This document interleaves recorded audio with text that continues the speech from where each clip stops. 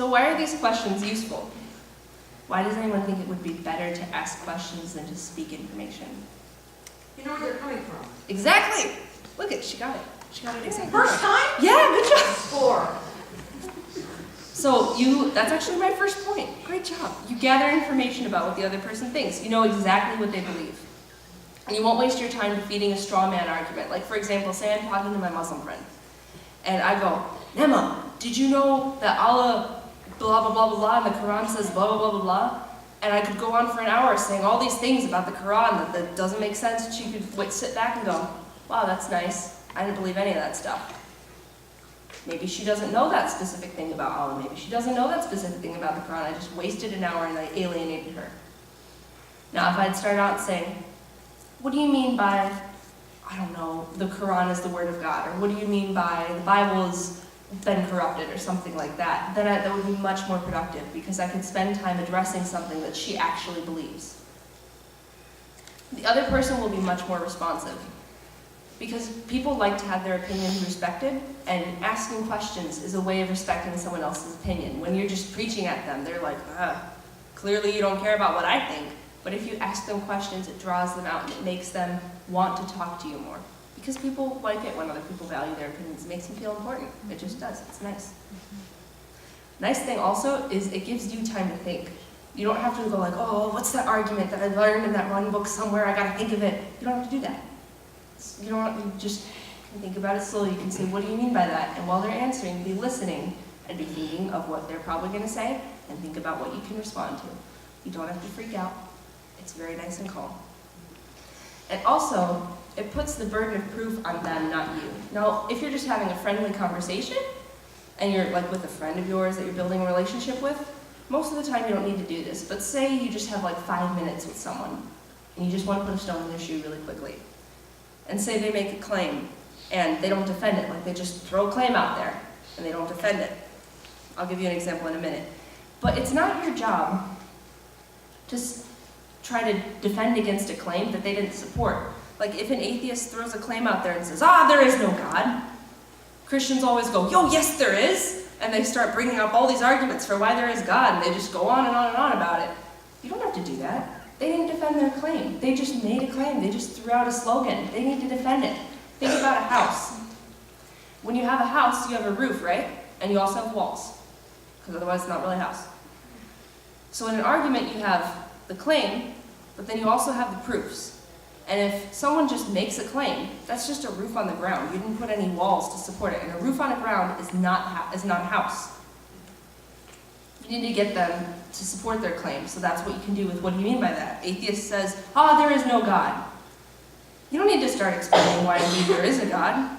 They made the claim. Start using the Columbo tactic. Make them back it up. Don't give them a free ride. In the words of Ricky Ricardo, they have a lot of splaining to do. Make them do some splaining.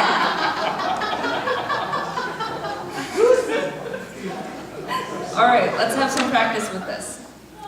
I'm going to make a claim, and you guys are going to ask me one of the Columbo questions, and don't use the same wording every time. Change it up a little bit. Okay, here's a claim. Everything's relative. What does that mean? Yeah. What do you mean by that? What do you mean by relative? What do you mean by everything? Is that claim relative? If that claim's relative, why should I believe your claim? Maybe it's only true for you. And then you can ask them, what's the next question? Yeah, good job. And then once you get farther down in the conversation, maybe you can ask, like, have you ever considered that you can't make any truth claims if everything's relative, or there can't be any morals if everything's relative, or you can't even make any claims if anything's relative. You can't expect me to believe anything you say. Next claim. I don't believe in God. God's just a bully looking in on our private lives and zapping people who do wrong. True. I would start with what do you mean by that? Since that's the first question, you could say by what do you mean by God? Because what you just described sounds like Zeus, and I don't believe in Zeus either. And then you could say, what made you believe that way? What made you believe that God, like, zaps people? What makes you believe that God's a bully? And the nice thing about what do you mean by that, that tells you what they believe, but how do you come to that conclusion? It tells you why they believe it, and that tells you more about the person themselves. Let's try this one. This one's going to be harder. A fetus isn't human. What did you mean by? What do you mean by human? Exactly. What do you mean by fetus? What do you mean by human? What makes you think that? Good job. You guys are doing so good. Okay, now here's a good question. What happens if you get stumped? How about if someone gives you an answer, you question them and you're going really well and you're asking all these Columbo questions, you're like, yeah, I really know what I'm doing. And then they give you an answer and you're like, I don't know how to answer this one. I don't know what to do with that. Do you freak out? Do you stop being friends with them? Do you walk away? Google it. You're actually exactly right. You say, that's really interesting, actually. I've never heard that before. Can you give me a chance to go home and learn about this, and can we come back and talk about it later? And then go home, do your homework, really do it, and then really get back to them later about it. It's hard to do. I'm also really bad at it, but try to do it. Make sure you do that. Now here's something to look out for. And there's a lot of things, like there's a lot of fallacies and logical things I could go to, but I'm sure you guys are already kind of like, this is a lot of stuff, because this is a lot of stuff. But one thing I want you to look out for is this, called trash talking. This is also like if you're taking a logic course, trash talking is called the ad hominem fallacy, but I didn't want to put you all to sleep, so I'm going to say it's trash talking because that just makes more sense.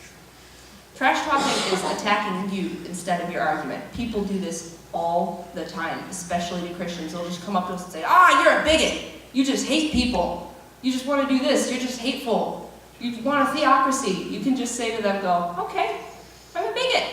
I'll grant you that. Let's just go with that. I don't think I am, but just for the sake of argument, let's grant that I'm a bigot. Then you have a 2-word answer for that. S-O. So? I'm a bigot. So? How does that affect my argument? My argument still stands. Maybe I'm a nasty person. Maybe I'm a terrible person. But my argument still stands. Don't let people try to defeat your argument with trash talking. That's just them having nothing. Make them support their claims. Don't let them come at you and beat you up like that. Remember that a roof on the ground is not a house. And remember that you can always research later. Next slide. Now, there's a lot of stuff. It's all probably very new. But if you can remember the Columbo questions, and you can remember that we have a reasonable faith, and you can remember that it's our job to engage people in a loving way and address them and try to change their minds just a little bit, put a stone in their shoe, and to have good knowledge, good wisdom, and good character, you're already on a really good path to do really well. Make sure you know what you believe and why you believe it, and how to communicate that well, and you're on the path to being a great apologist. You don't have to be perfect. You don't have to go to college and get like a degree in it. I don't have a degree in it. I'm not gonna get a degree in it. But you can still be a good apologist. But you do need to learn you do need to learn more, and the more you learn, the better you'll get. And there's a lot of different resources you can use. I like using YouTube because there's hundreds of apologetics lectures on there. In fact, I can direct you to a YouTube channel where they just post lectures about, I think it's called Theology, Philosophy, and Religion. It's really good. They post lectures about everything. Like, I can't even think of all the things they posted to. Like this stuff, like the Columbo tactic, to teleological argument, to all this crazy stuff. There's so many things on there, I can't even think of all of it.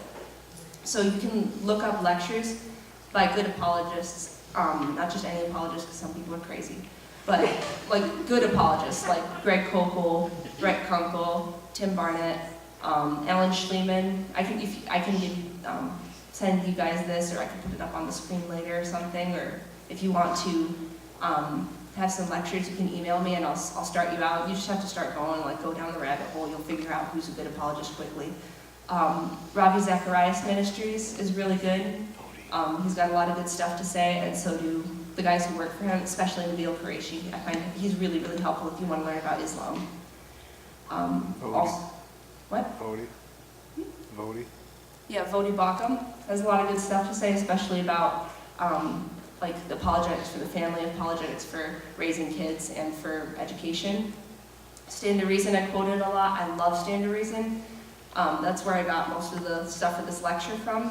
You just type it into the internet, str.org, and they have almost everything you need. They have everything you need. They have the Columbo tactic, They have reasonable faith articles, they have tons of articles. People will send them challenges and they'll write a response to it. And they also have video responses on their YouTube channel. So if you just watch one a day, you're already doing really well. They're like 8-minute videos.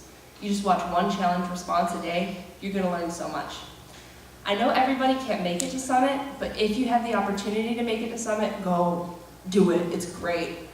You spend 2 weeks learning about this and all like other important lectures, other important topics about how to be relevant in your culture. Do it, go if you can. And then there's always books. If you're, an educated person, unlike myself, and you like to actually read, which I do, but I just don't make time for it. That's why I use YouTube, because it's easier. But there's probably thousands of books written about apologetics that you could learn about, written about other worldviews. And I have a whole stack of them with me, the scary stack down here. So if you want to look at them,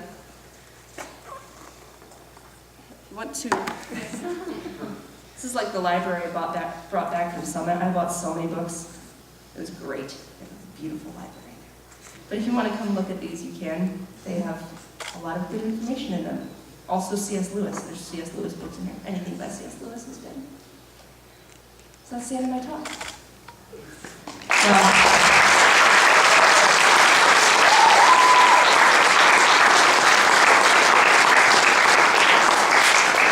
And as you leave, remember that your job is not to prove other people's faith. Your job is to know what you believe and why you believe it, to love others, to get them to think. Now let's go learn how to be effective ambassadors. You don't have to clap again, you already clapped.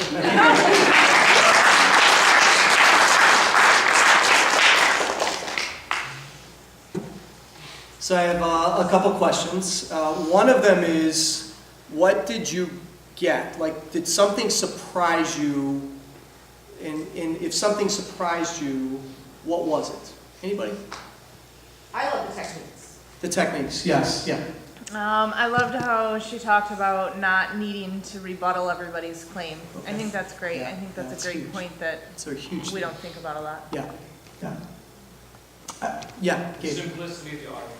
Simplicity, yeah. We don't have to defend ourselves. We don't have to. Could we just take a church vote? I'd say for the next 4 weeks, Jim Binning and Beth Johansson cannot say anything on a Sunday.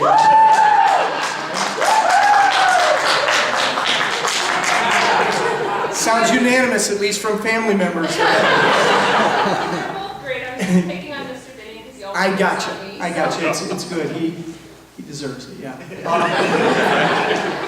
Yes, do I, Jim? Answer This. that. Yes. Sorry, one more.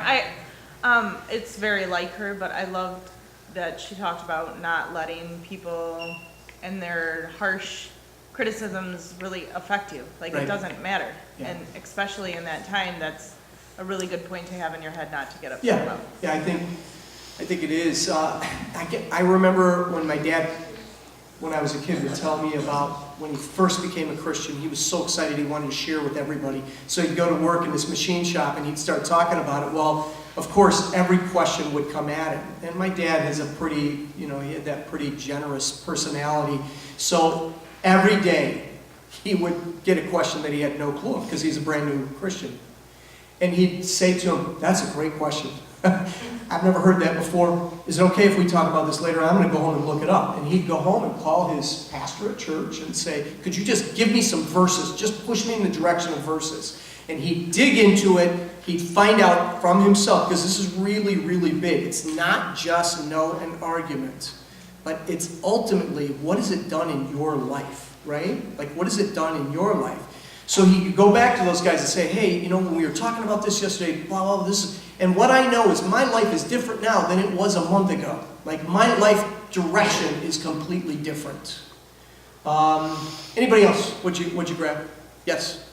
It's pretty much what my mom said, but I like how she talked about when people would trash talk to you, Yeah. that you don't trash Yeah. talk back to them. Yeah. You don't Yeah. say Good. rude or Yeah. destructive things to them. Yeah. This is, it's funny that this came up because as a pastor, you would think I was with Christians more than non-Christians.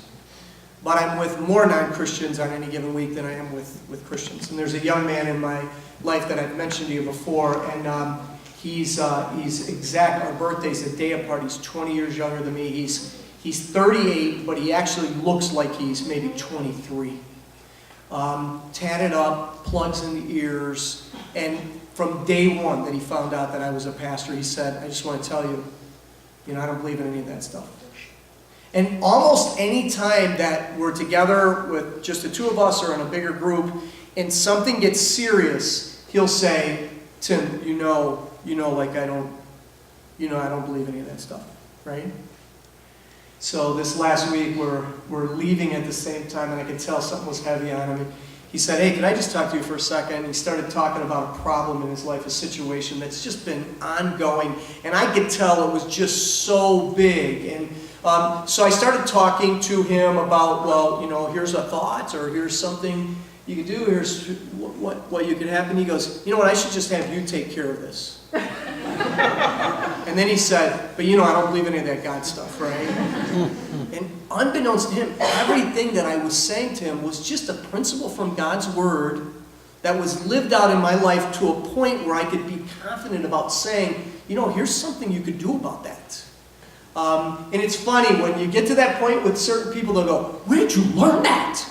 And I'll go, well, I hate to say it because I know you don't believe in this, but it's in the Bible. And they'll go, that's in the Bible? Like, that's a stunning thing to them. And so I appreciate that. I appreciate the thought of using Christ as a pattern, who, when he was asked questions so often, answered with a question, right? I want to be careful in saying tactic, that we're not like, we're trying to win an argument. What we're trying to do is bring God's truth to them. And to do that, there's barriers that have to be pulled down, and we can't pull them down. They have to pull them down. That means there has to be a relationship, a respect. I love that character was talked about today, like that we respect them, and that it's their beliefs, it's their choice. Okay, good. How many of your brains hurting right now? All right. All right. That was a goal. That was a goal, yeah, that was a goal. Let's all stand.